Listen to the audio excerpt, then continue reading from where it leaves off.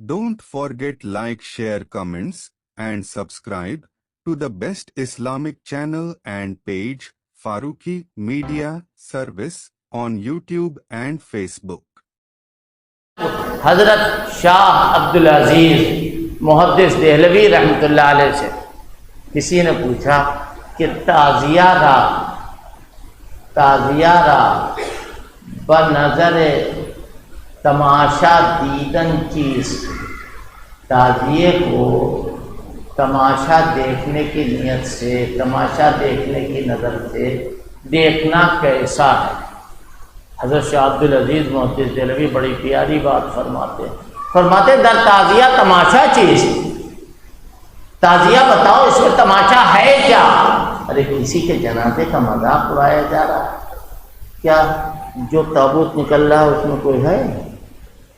جس تابوت کے اوپر کالا کپڑا بنا ہوا ہے، جس کو لیے جا رہے ہیں، یہ جتنے تعزیے ہیں ان میں سب میں حضرت حسین ہیں؟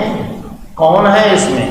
کاہے کے لیے؟ میں آپ کو ایک حوالہ دیتا ہوں، اور ان کے بڑے بڑے علماء اکرام موجود تھے۔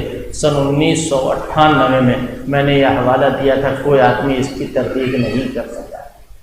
میں نے کہا ملا یحذر الفقی میں لکھا ہے من جدد قبرا او مثل مثالا فقد خرج من الاسلام۔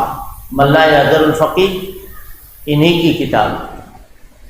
کوئی آدمی قبر کو نیا بنائے یا ایسی قبر بنائے جس کے اندر مردہ نہ ہو، بانس کی کھپچیوں، کاغذ کی پتیوں سے اگر کوئی آدمی قبر بنائے تو وہ اسلام کے دائرے سے نکل گیا۔ اس کا کوئی مجتہد جواب نہیں دے سکا، نہ آج جواب دے سکتا۔